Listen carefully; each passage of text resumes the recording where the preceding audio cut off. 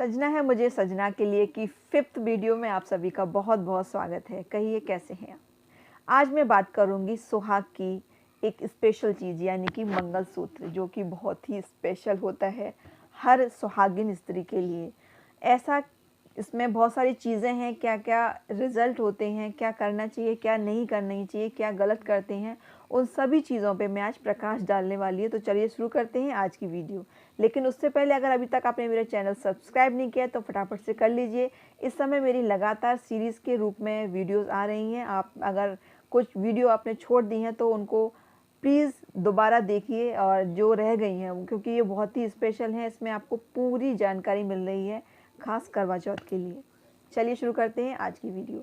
मंगलसूत्र जो होता है वो मंगल कामनाओं के साथ पति अपनी पत्नी को पहनाता है जब शादी होती है।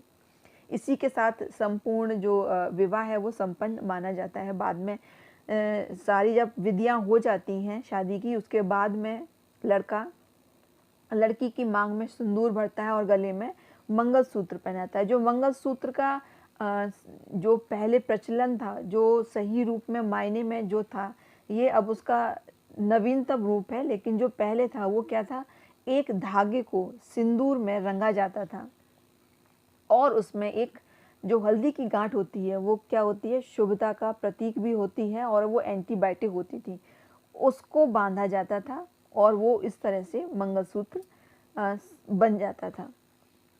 क्योंकि जो हल्दी होती है वो एंटीबायोटिक होती है और वो जब हल्दी का पानी हमारी पूरी बॉडी पे जाता है तो वो एक अच्छा, जो हमारे शरीर में कोई इन्फेक्शन वगैरह होता है उन सबको दूर करता है, इसलिए वो एंटीबायोटिक का यूज़ करके गले में डाला जाता था।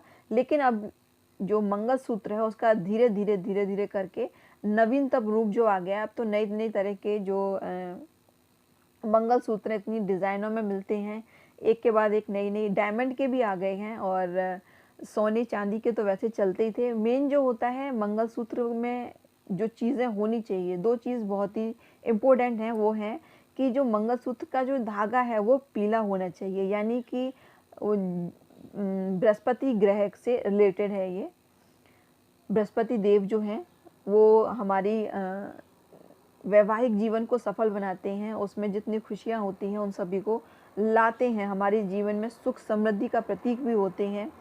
आपने देखा होगा जिन लड़कियों की शादी नहीं होती उनको बोला जाता है कि आप बृहस्पतिवार का व्रत रखिए, तो बृहस्पति ठीक चले इसके लिए ये बनाया गया है। तो इसकी जो माला जो होती है उसमें पीले रंग के जो धागा है उसमें काले रंग के मोती, यानी कि जो शनि है वो भी अपनी जो कुल दृष्टि है उसको सही रखे। प्लस उसके दो अर्थ और हैं कि माला में जो काले रंग की जो मोती पिरोए जाते हैं वो मेन क्या है कि बुरी नज़र से, आपके रिश्तों को किसी की बुरी नज़र से बचा के रखे, इसलिए इसमें काले मोतियों का प्रयोग किया जाता है।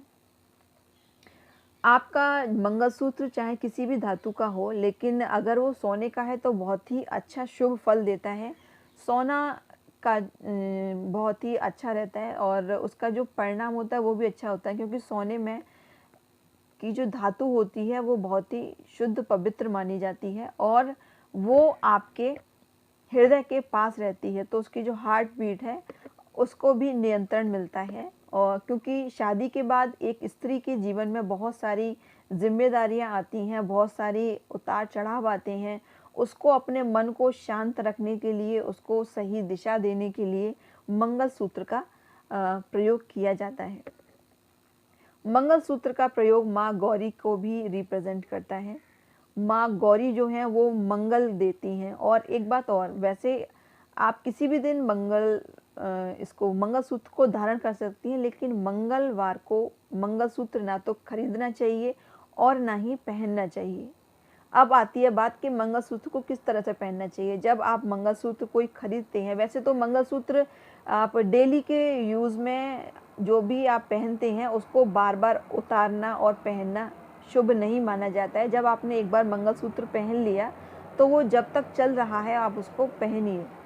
मंगलसूत्र का सही से जो प्रयोग है वो यही है कि आप उसको हमेशा धारण करिए। एक सुहागिन महिला का प्रतीक भी है और उसको यह एक वरदान के रूप में मिला हुआ है माँ गौरी से।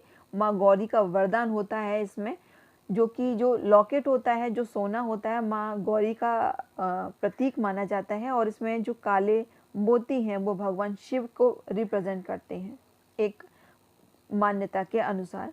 और वो जो है जिसने ये पूरी सृष्टि का निर्माण किया है, जिसके द्वारा इस पूरी सृष्टि का निर्माण हुआ है, वो हमें इस सुहाग को देती है। वो अपनी मंगल कामनाओं के साथ हमें ये सुहाग देती है। तो कहा जाता है कि जो लेडीज सुहागिन हैं उनको मंगलसूत्र पहनना है, और मंगलसूत्र को कभी भी उतारना नहीं चाहिए, बार बार बदलना नहीं चाहिए। इससे पति की आयु पर भी इफ़ेक्ट पड़ता है। जब आप मंगलसूत्र पहनती हैं, उसके बाद जब लड़की की शादी होती है, मंगलसूत्र पहनती है, उसके बाद उसको जो आशीर्वाद दिए जाते हैं वो क्या क्या दिए जाते हैं? सौभाग्यवती, सौभाग्य, यानी जो आपका अखंड सौभाग्य, एक दिया जाता है अखंड सौभाग्यवती।